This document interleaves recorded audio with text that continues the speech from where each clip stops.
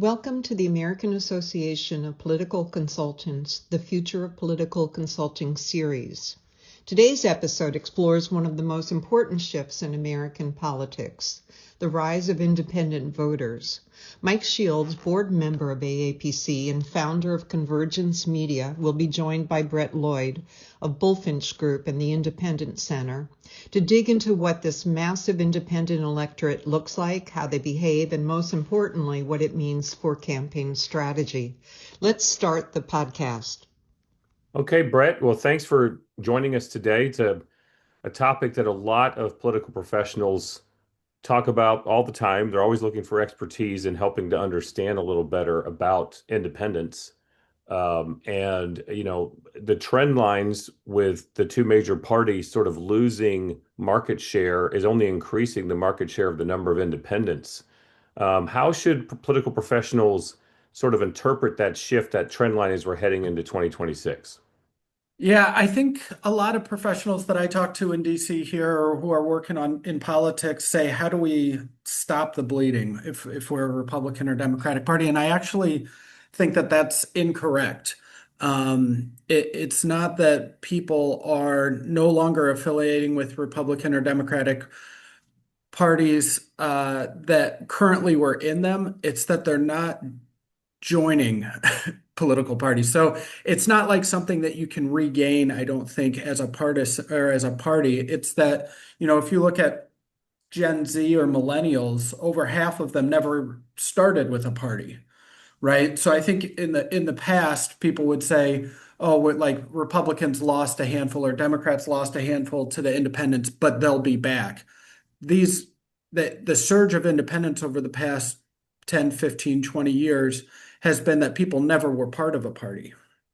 So I think that's a big So a misconception. lot of this is driven by new people entering the voting population and saying, I don't like being a part of any one of these groups. And so they're replacing people that were sort of stalwart party members.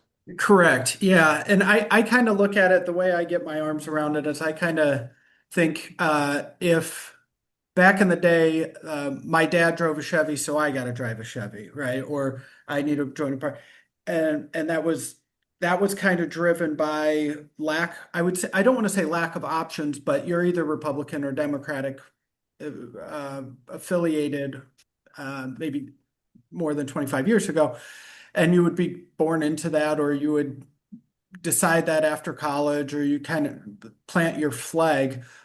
These days, I think people aren't used to that. People aren't buying a Chevy because their dad bought a Chevy. They buy a Tesla. And it's no harm to Chevy. It's just that was another option, and they have more information to look through. So you got, Yeah. it's not just Fox News or MSNBC. It's I'm gonna make my opinion by reading the whole gamut of social media news about this issue and make my own opinion that doesn't put me in this right or left box. And so I just don't think younger generations, you look at Gen Z, when you're getting at like nearly 60% of Gen Z saying that they're not affiliated. I don't think it's that they necessarily have a big problem with Republican or Democrat. It's that they don't see that all of their beliefs on politics can be put into one box. Yeah. Yeah. Young people are growing up in a world where the only reality they've known is I can customize the burrito that gets delivered to my house on an app. And so, why do I have to fit into two parties when they don't 100% match up with the things that I want? So that's certainly it just makes logical sense that they would do that. But in terms of like, obviously there are other people that are independents, not just young people. And so when we're looking at them and you look at like the Pew Research, I think a lot of people uh, look at them and oh, they're centrists. What's the difference between sort of what different types of independence are there then? Because obviously what we're saying is people are coming into this because they have a lot of different views on politics and we're calling them independent. So how many different kind of independents would we say there are? Yeah, it just really depends on how granular you want to get, right? Like everybody's going to be different. Bernie Sanders is an independent, right? Um, but if you were actually to kind of make a political scale, he might be looked at as something else other than an independent. There might be other terms for that if it's progressive liberal or whatever it might, however those definitions want to be defined. Really, what I'm looking at is for independents is that right now, just kind of as a baseline, it's that they don't affiliate with Republicans or Democrats, right? Like we're talking about political ID, and then when people say, well, they're centrist or something, it's like, well, not all Republicans are conservative or this or that, right? So I think we start getting into these different things. The one thing that I really find interesting is when people say, well, independents are just leaners. Their independents are Republicans and Democrats that just don't want to say it, whatever it might be. It's like, well, yeah, but that's kind of missing the point. I would argue that they don't want to be affiliated with something, but you say they still would lean that way, or maybe they would still vote that way. Um, if they always are trying to not be a part of that team, that's telling me something. Whether they vote that way or not, it's it's the Browns fans going to a game with a paper bag on their head. It's Right. that tells me plenty. So I don't think that independents are centrists. I don't think they're moderate. I don't think we could lump them all into groups like that. You got Angus King, you got Bernie Sanders, you have some independents that are out there, and those are going to be different than a Dan Osborne that's an independent, right? So I think all different stripes with the main theme or that baseline being that they don't affiliate with either political party. But are there some things that you would say, here are the larger, if I look at independents and I look at the data, they tend to fall into certain groups that you could label as this type of independent versus that type of independent. Yeah, certainly. And again, that goes into kind of the spectrums that we're going to be looking at. You could be a lean left independent, you could be a lean right independent, you could be a independent because and I hear this a lot, it's I agree with Democrats on all of this, but I agree with Republicans for this. It's still kind of that binary lens that they're looking at. So you have your fiscal conservative, socially moderate independence, right? And I think that's a little bit of an older term or older generational term that they would say, I am this and I am that. So therefore, I am not a Republican or Democrat. And so it's really hard. It's really hard to try to wrap a box around folks that don't want to have that box around them or that really look at vote share of different policies. So I'm with the Republicans on 70% of their tax plan, but I'm not all the way there. And I'm with the Democrats on 70% of this plan, but I'm not all the way there. And it's these picking and choosing. What we have found, I will say, what we have found is that the current binary system, independents do not fit into. And then there's a plethora of different personas that kind of we can categorize whether they care more about economy or healthcare or whatever it might be. But really what they're kind of saying to us right now is that I don't belong to a party, neither party represents me. I like a candidate that's willing to reach across an aisle. Like compromise isn't a bad word. There's a lot of things that tether these people together. Interestingly, if you go through, and don't take Brett's word on this, go grab a poll that has crosstabs of self-identified Republicans, Democrats, and independents, and look at the cohesion between Republicans, Democrats, and independents, is you're actually going to find that independents have the tightest cohesion across the issue sets, which is pretty interesting. People think of it as this kind of nebulous group of people bopping around out there. But if you were to ask about any issue set and run it across the board with independents, self-identified independents, they're going to be the most cohesive group, the most tightly bunched group. Well, it's interesting that yes, you're comparing them that way. I mean, are there? We talked about younger, sort of younger people are more likely to be independent, are kind of increasing the number of independents. Are there anything else, any other demographic traits that you think when you're looking at independents, or I'm looking at a voter and I was trying to guess who they are, there might be some tells as to what leads me down the path that they would be an independent based on some other demographic or psychographic traits that they might have? Yeah, sure. Actually, and it's not, I talk about millennial and Gen Z. And first, let me say millennial and Gen Z, I think still of this day, it's like, oh, these kids, these whatever. They're going to be over half the electorate in the next presidential electorate. So it's not these kids anymore. It's like your knee doctor with three kids of their own. It fits into this group. But really what we're looking at isn't necessarily that it's these kids. It's kind of digital versus analog, maybe is the way I'm thinking of it, is what makes an independent. Are you receiving more than one news source? Are you able to listen to more than one perspective? That's really what we're finding. It's not necessarily an age thing. You have 75-year-olds that are independent, and it's because if they were to watch one set of news and watch another set of news, they'll form their own conclusion versus watching one set and saying, that's what it is, that's what I've always watched, that's what I believe, whatever. Um, and so I kind of consider it like digital versus analog in my mind of I'm getting news from multiple perspectives and I'm making my own perspective versus I'm getting told what this issue should be, and therefore that's what I am. In the modern media landscape, it's disorienting for everybody about what we can believe, what we can't believe. One of the things about partisans is they sort of have decided a lot of times, I believe this and I don't believe that. Are independents sort of saying, yeah, I'm not sure I believe anything and I want to make my own mind up? Is that kind of how they're approaching that? I think that's a perfect way of putting it is, and I will also say, I think a lot of this is I can have my own opinion and you can have a different opinion, but we can still go have a coffee and talk about those opinions where it's not I'm right and you're wrong. So I think there's a little bit of a softer edge on that as well. hmm What about their voting behavior in terms of, is there anything in the data you're looking at that would say an independent is more likely to turn out, less likely to turn out to show up in an election?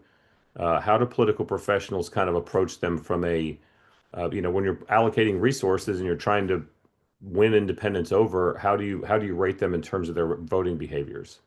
Yeah, well, I think based on exit polls in 2024, we see they were the second largest demographic to show up or political affiliation to show up to the polls. They outpaced Democrats and they were 1 point behind Republicans in 2024.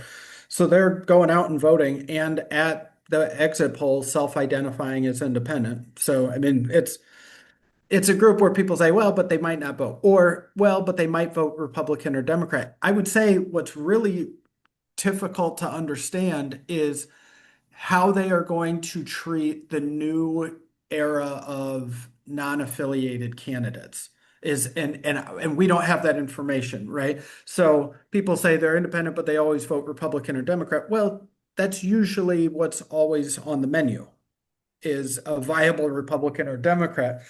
I can't think of many modern independents that were viable that have run. And whenever I bring up Dan Osborne, people say that was an anomaly. I kind of think that was a sign of what's to come. I mean, when we look today in Michigan, for example, you have a Mike Duggan running, former mayor of Detroit. He's polling at, pretty good percentage points with the public data that's available out there. He's somewhere between 20-25% and getting his name out there. That's a viable independent in my book. You have the Hugh Lytle in Arizona who just announced, and he's a VC guy. He was the quarterback of ASU. He's, in Scottsdale, works as a healthcare titan. That's going to be a viable independent. Now, what happens when you put a viable independent on the ballot in these states that are going to have Republicans and Democrats? I don't know. We really haven't seen it before. We're entering uncharted territory. So it's pretty exciting, but I know people say, well, but they always vote Republican and Democrat. It's like, well, what if you put a viable independent in there? Let's see what happens. I haven't really seen it. We saw it in the 90s a little bit with a Perot, but that was well before we saw this big influx of self-identified independents. Yeah, Jesse Ventura. The Ventura, Minnesota.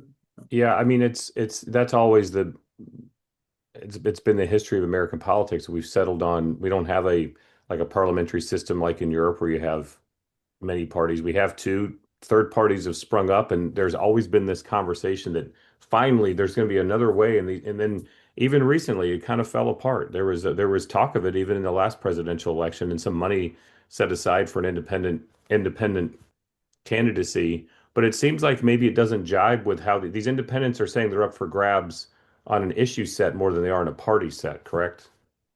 I think they're just looking for somebody to hear their concerns and listen to them instead of talk at them. Honestly, I think we keep hearing about like what's the partisan agenda?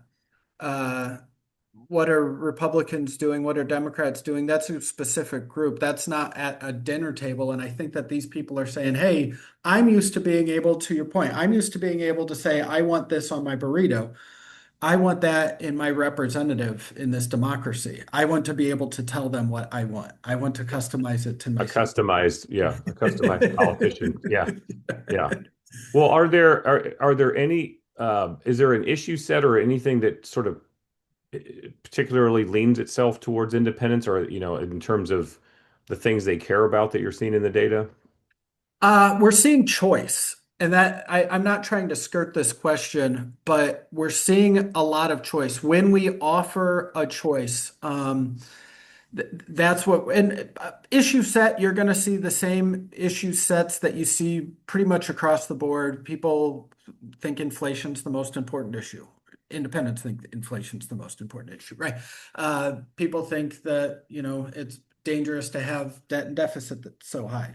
Independents think that as well. Healthcare is unaffordable. Independents think that. What we really see is the solution, I think, is what really separates independents, is if you were to give them uh, kind of the binary, like chocolate or vanilla, right? They might want a twist. Right. And Yeah. so, yeah, they don't, they So are they don't more say, likely to split tickets? tricky saying because we only really see true ticket splitting every once in a while, and we don't know which voters actually split those tickets. But yeah, when we ask them, they're more likely to split tickets. That's a tricky one to say definitively. I mean, when you look at places where there was ticket split, and how granular you want to get, Arizona voted for a Republican at the top of the ticket and then Democrat down. You saw that in Nevada, right? And Jackie Rosen and Trump, but those aren't Trump voters with Jackie Rosen. So uh, people that voted somewhere else, you see it in, there was a congressional district in Michigan that went RDR. But we're not really focusing on those ticket splitters so much as people that aren't voting straight ticket. And there's a difference in my mind, and it's nuanced, is an independent could say, I'm not voting straight ticket today and end up voting for all Democrats, but that still might be an independent. Just in that given election cycle, they're so turned off by 2 years from then, they could not vote straight ticket and be all Republicans, right? That's not ticket splitting, but Yeah, yeah. I understand. Well, then, how much then should a political professional or a campaign focus on issues with them, or should they focus on the fact that, like, you're an independent, so my attitude about you being an independent or listening to you is actually in some ways more important than trying to campaign to you about a certain issue? yeah, that candidate's characteristics are going to matter a lot more than the policies, the individual policies. If you put out a candidate that said, "Hey, listen, I'm going to be hearing what the constituents are saying. I want to hear your concerns and I want to help address them in the smartest way possible." I think that type of authenticity is what these independents are looking for. They see through kind of the cover of this is what's best for you, and that's not going to resonate for them. So telling them that this policy is the best or is the worst, that I will say that one, the what policy is the worst, that type of campaigning is something that hyper turns off independents.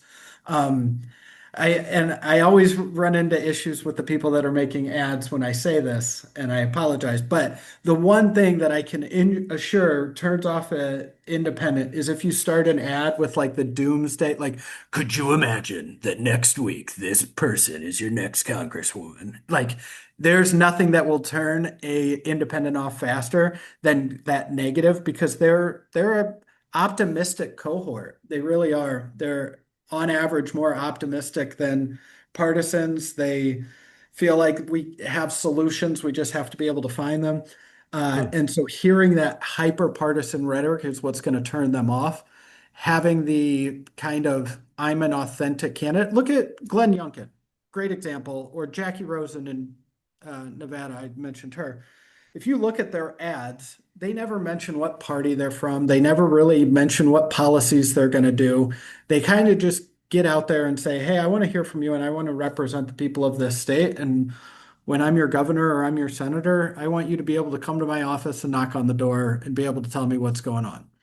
That and it sounds bland toast and it sounds, but it's not a policy initiative. It's not we're going to do X, Y, and Z that maybe a lot of voters will be turned off and say, you're going to get into office, you're going to go to Washington and you're going to lower inflation and you're going to beat healthcare and you're going to do all that. Like that's what everybody's going to say. And these younger voters have heard it all and they kind of see behind the Yeah. curtain.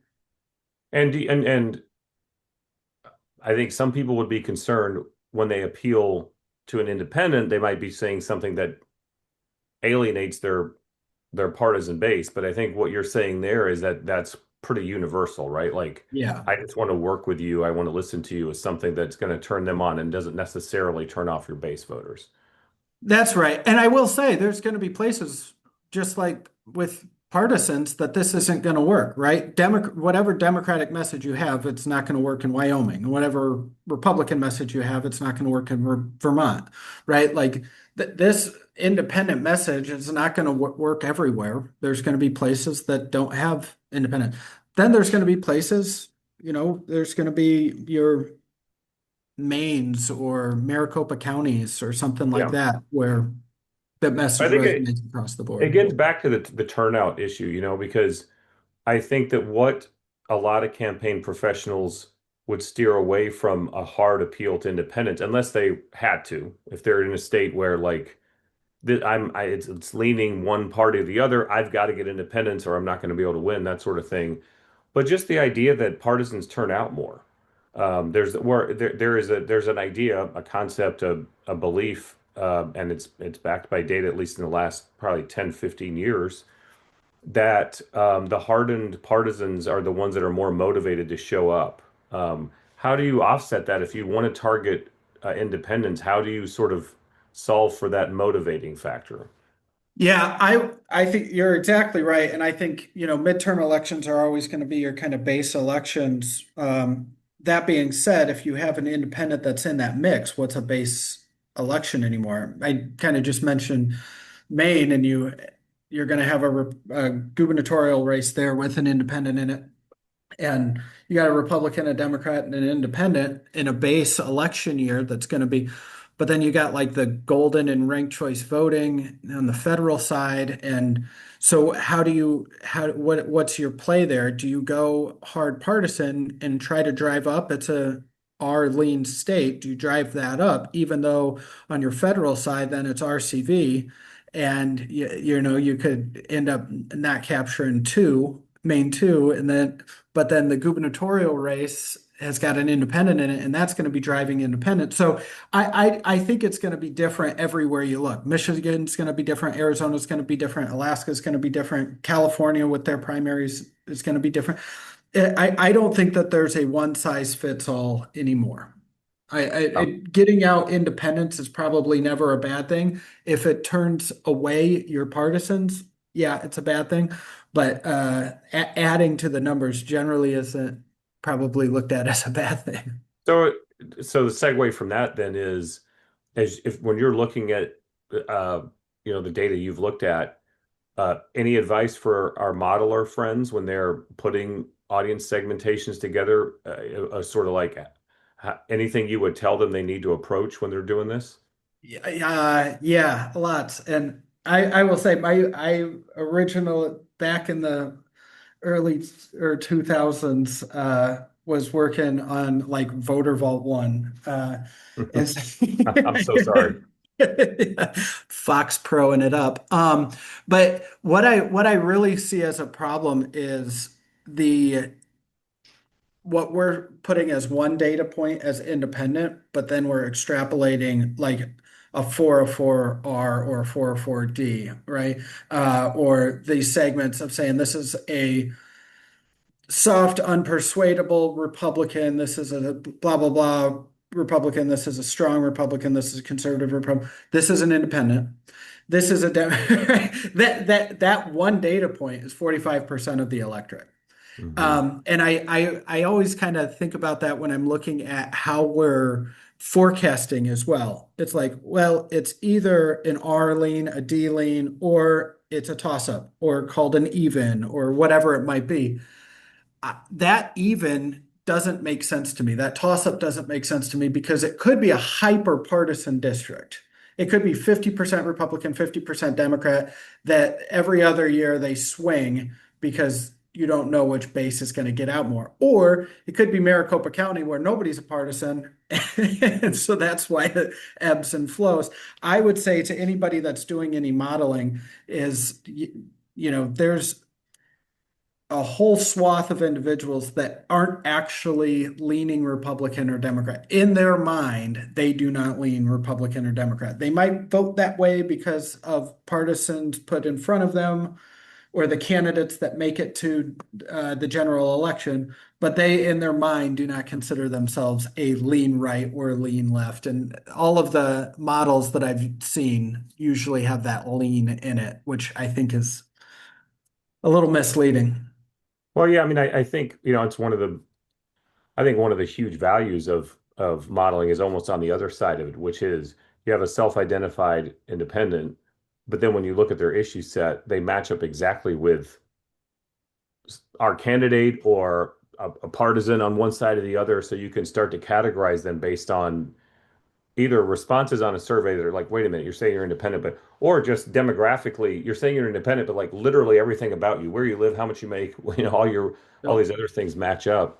And so what's interesting to me are the people that are kind of like you can't assign them. And so that's where I'm wondering if is there and you have in models you have truly we don't know this person is an independent. They seem to like they've got a pretty diverse issue set of the things they care about, and then they may even have a diverse voting history in terms of switching primaries and that sort of thing. But go ahead. Well, I think to your first point, you're exactly right that like they could be a self-identified independent and be with your team, Republican or Democratic team, 100% of the way on all of the issues and models that you look at and things like that. But if you're assigning them in your mind as something like they are Democratic because they match all of this. So let's call them a issue-oriented Democrat and tell them that they need to vote for a Democrat. You're missing what they don't want, right? Like they always eat chocolate, and every time they get chocolate, or every time they go to the store, they buy chocolate over vanilla, and they are always getting chocolate. And I'm selling ice cream, so I know that they like chocolate ice cream. Well, they're lactose intolerant. So they're just not going to eat ice cream. So don't sell them that democratic aspect of it. Don't put that D affiliation or R affiliation with them. That's the one thing that they don't want. They have an aversion to that. So that lean kind of always throws me of, yes, they might agree with you, your team 100% of the way, but the one thing that you're not going to get is them to join your team. So there's got to be a different way to appeal to them. Are there any, you touched on this a little bit, but are there any other structural things that can kind of give people hints and clues and sort of direction in terms of like rank choice, open primaries? There are things that just you feel like a large independent cohort is going to have a bigger impact given these rules. Yeah, I think you're California primary rules are kind of interesting. Your ranked choice voting rules are interesting. I think ballot initiatives actually are super interesting to look at. Like, I know people talk about like Kansas and Nebraska or whatever on how they have fallen in the past, but even like at California, if you go in there and you look at how a ballot shakes out versus some of the races that you have, it's pretty, that I think is pretty telling. What I really am interested in is this not being a snapshot in time and just kind of stopping the conversation. I feel like people say we always talk about independence and then election day comes and they vote Republican and Democratic. And that's going to always happen. And whatever happens to the political affiliation and whether they want to be named this or anything, they're going to, because I think this election, more than any other election, you're going to see actual viable independent. I mean, I prior to Dan Osborne, I can't necessarily think of uh, n- not political extreme independents that were running. Maybe Angus King, but there's like two in my mind that I can think of. This election alone, I can list you 10. Well, like six, seven, eight viable independents that are going to be in the running. That's three times as much as I could have named you prior to this coming election. And I just don't know, this conversation that we're having today is going to be vastly different in 2 years from now. Now, sure, everything changes, but we're actually seeing a different brand of candidates running for election now and getting on the ballot. So thinking about 26, and you touched on that, historically, one of the easy rules to kind of look at is that when you have a party in power and they have a midterm, independents start to look like the other party because because they're sort of pushing back on the things of the administration. Whereas when they in the presidential election when they won, independents were overwhelmingly with that, and that goes with both parties. That's sort of a trend that goes back and forth. Are you seeing that trend already appearing in 26, or how are you looking in the data right now about where independents are? Yeah, I think that rubber band effect already kind of took place late fall in terms of the administration. Not, I don't think, to your point, I don't think it's any one issue or thing that the administration did. This is what happens in a rubber band election when you have House, Senate, and administration, White House, all one party after an election. That next election is going to go against that party. That the independent fall off on the administration, especially the younger voters that were independent that helped Trump get into office for a second term, I think pretty much by the end of the fall had started disapproving. And you saw that with either his approval rating among independents dropping in the fall, late summer, fall, or the generic ballot for Democrats really starting to pick up, and that was due to independents. So when you think of, a lot of Republicans would say heading into this election, if Trump turns out a certain type of voter and they vote for him, and then when we get to midterms, we have a harder time turning them out. And oftentimes in midterms, that's the case. They're satiated, they're happy, they're not as angry, and so there's going to be a lot of focus put on uh, re-energizing the base on the Republican side. Should they be focused more on independence, or how should they balance that out? If you were to say, yeah, but there's a whole group of independents that are we know are going to vote, and rather than trying to motivate these voters to show there are independents that are going to vote that are up for grabs, how would you go about sort of balancing that? And then I guess I would ask the same question for Democrats. Their base is more motivated. Should they say, wow, we should just be, we got to turn these folks out, they're motivated, or should they be fighting for this independent vote? Yeah, well, I'll say Democrats, obviously, because of the year, have a much easier blueprint for what they can do moving forward. I think for the Republican side with Trump, and I look back to 18. or I look at even at 24 more recently, if you're looking at states that Trump won, that Trump got a high profile name in states that I will say are purple in hue, not hyper extreme 50-50 splits, but in your Arizona, I mentioned Maricopa County. That's a state that Trump won, but then the Trump candidate did not win for Senate in 2024. And I don't know if you want to call that a ticket split or the lack of independence or whatever that strategy might be. It didn't work in Nevada. It didn't work in Michigan, right? There's a lot of places where maybe the Trump anointed candidate got through a primary, but then struggles in the general. And I think that that becomes your problem in those states. Now,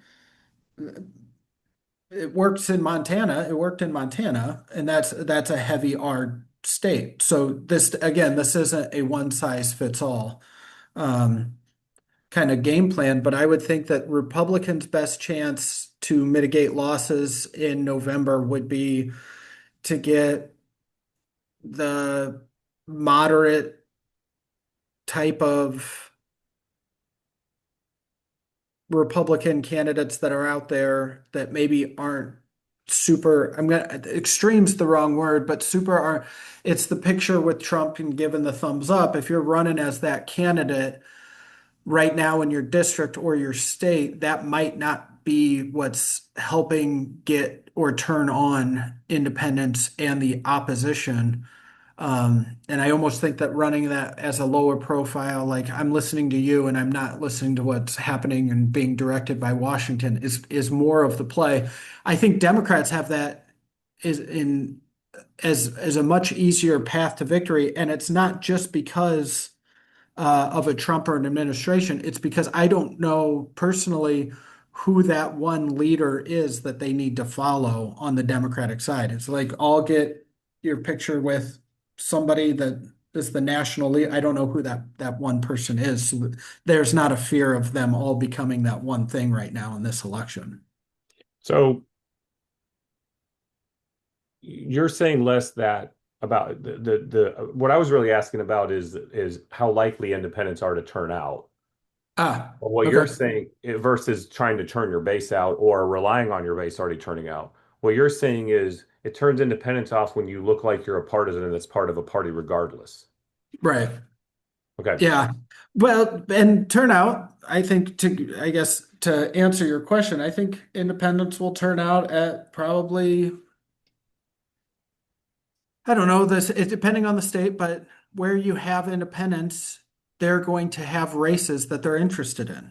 So I think that that's going to be in parity with Republicans and Democrats, if I'm being completely honest, because you're going to have large amount of independents in states that now are going to have independents running statewide. In your Michigans and your Arizonas and your Maines and your Alaskas, where you have independents, there's independent candidates that are running now. So that motivates them because they don't have a party affiliation more than what those independent candidates might stand for in terms of like their issue set. No, I'm just thinking that and I'm not suggesting that 100% of independents are going to go to the polls and vote for an independent. I'm not suggesting that by any stretch. I'm just suggesting that if in a midterm election, independents, let's say, have 10% fall off compared to partisans in voting habits, where you have the most independent areas in the nation right now, in your Michigans, Wisconsins, Maines, Alaskas, whatever, where you have those, you have viable statewide independents that are running. So if independents in general drop by 10 points more than a partisan in a midterm election, all of those independents now are going to have an independent that they can go and vote for. So that might increase it by a couple of people. You could see how 1 in 10 in self-identified independents on a midterm election say, hey, you know what? I like that independent. I'm going to go vote. Well, now your voter propensity among independents just shot back up. Got it. And it might just be because of one candidate. It might be the gubernatorial candidate, but they're there. So why not throw in a name for the congressional, the Senate, whatever. Valid. So where do you see this go beyond 26? Where are the trend lines headed for this? I mean, if we're talking again in 2036, and we're, we've seen these trend lines, where are the parties going to be in your opinion? I mean, what state are they going to be in 10 years from now? Yeah, I think that trend is pretty static with your younger generations. Your millennials were always at 50, 55% independent. Your Gen Z was always between 55 and 60%. And so just as we age, it's going to look like partisanship is going down. Sounds bleak to say this, it's actually kind of dying off, right? Your silent generation is your most partisan. Your baby boomer is your second most partisan, right? And so as you move through the future, unless the next generation alphas that come in 10 years from now are hyper partisan, you just don't see a partisan path. That's not true. 25% of the electorate by Gen Z and millennials are Republican, and 25% of the electorate are Democrat. So still, you'll have a quarter of the population in 10, 15 years now saying that they're partisan. So, but one of the concerns that everybody seems to have that people talk about the impact of social media, how just polarized everything is in the country. You can ask any question of someone, don't attach a partisan affiliation, they'll give you one answer, and then all of a sudden you say, well, this is what the Democrat perspective on that is versus Republican, and all of a sudden they change because we're Certainly. just so hyper polarized. What I'm really wondering is if you think is that just going to continue, or does younger does the trend of younger people becoming more independent start to kind of break that up a little bit as they start to look at that polarization as just not compatible? I'll tell you, I did a fellowship at Georgetown with the Institute of Politics there, and this was one of the big topics of conversation with young people was that they just didn't they had issue leanings that I suppose you could polarize on those issue leanings. They had very strongly held beliefs on certain things. But on political affiliation, they didn't feel as polarized. In fact, they felt like they were actually pretty able to talk to different sides of the aisle on different things because they were cross-pollinating on some of the things they agreed with, which I just thought that was a very refreshing, maybe hopeful perspective they had. I am 1,000% with. It's crazy that, yeah, I always say, like, growing up, it was like, oh, my grandmother would be like, oh, future generations, you kids, you guys are going to be the whatever. It's like I can't. I think that the future of America is people that really work well together, that can compromise and come to agreement, that have a shared common goal of America over party. Like I think it's extremely optimistic looking at.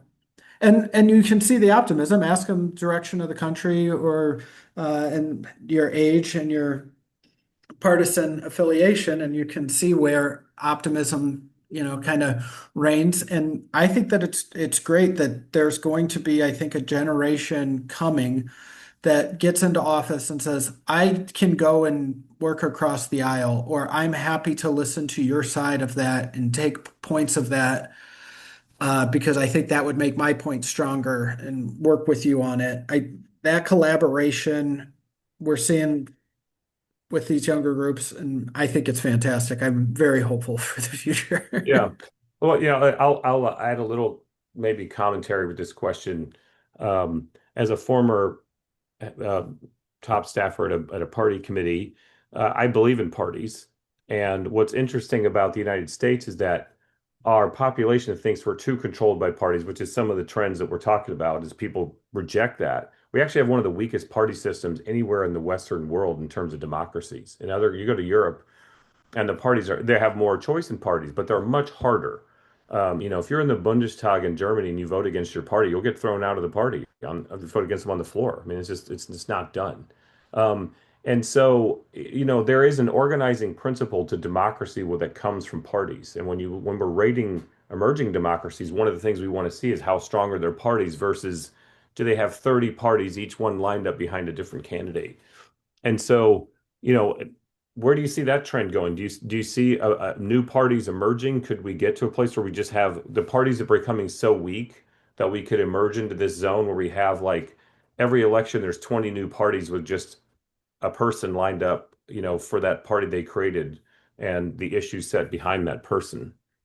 Yeah, I think I I gotta say the stuff that we're seeing, the candidates that I'm seeing running that are quote unquote independent, they're across the spectrum, and it's not that they're of multiple different parties of independent, or that it's that they're doing their representation of their constituency.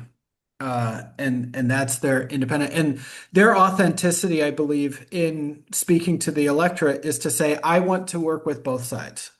And we recognize right now there's two sides that have kind of a duopoly in America. It's Republican and Democrat, and there is no independent. So, but I think in the future, when you start to get independents elected, if there was three independents that got elected to the House right now, you wouldn't have a majority in the House, right? Maybe my math is no, that I think that's right. They would be sort of in control. Yeah. But I don't think that that faction would be split off. Maybe it would be like the Iowa, Texas, Arizona, wherever they're from factions or something. I don't know. But essentially, that would try to probably moderate what is happening and get bills passed by kind of coming together. I feel like that's more, and it's not a nebulous answer in the way of I don't know what's going to happen, and I think people will just be people. I actually think you're going to have elected officials that run as independent because they don't want a flag next to them. I I I say it all the time to our independent candidates. Do not go and run as an independent candidate. I can't think of anything sillier than an independent candidate going out and saying, I'm an independent, damn it, here's my flag, let's fly it proud. Because that's just a partisan argument, and the people that want to vote for an independent don't want to vote for a partisan. And you're just making yourself a partisan. Yeah. So I actually don't think that there's going to be a time where we get to multiple parties and people voting against each other. I think it's now with people being able to get news and perspectives and really have content that they can see their elected official talk to them on social media or feel like they're talking to them, engaging with them, hearing I think that's going to really localize elected officials and democracy to a point of it not necessarily needing a name to it, but rather, I am the Johnson County elected official. I am whatever. Well, so what are the takeaways? If we're speaking to political professionals, people that look at data, have candidates, are hired to win elections, what are the like the summary, what are the closing takeaways they should get from the data you've been looking at? Yeah, I think people first and foremost try to put independence into a right or a left category, and I think that's a pretty odd thing to do. They're actively telling you that's not a category that they want to go into. So I think if you're a political professional trying to court independence, trying to put a partisan name on what you're doing is going to be the first thing that they're running from, to be honest, right? So I would say, if you got a staunch Republican or staunch Democrat that's running and you're thinking, hey, but I still need independence, you're going to have to shave that edge or not mention political affiliation or something if you're going to reach those independents, because that's the thing that's turning them off. That's the thing that does unite them. Of anything else, of what unites independents is that they don't affiliate with a party. Yeah. And then independentcenter.org, can you explain, what can people find there, and what tools can they get from there? Sure. Independence Center. It's a C3. Um, Laura Fulcrum, president CEO over there. She's fantastic. That's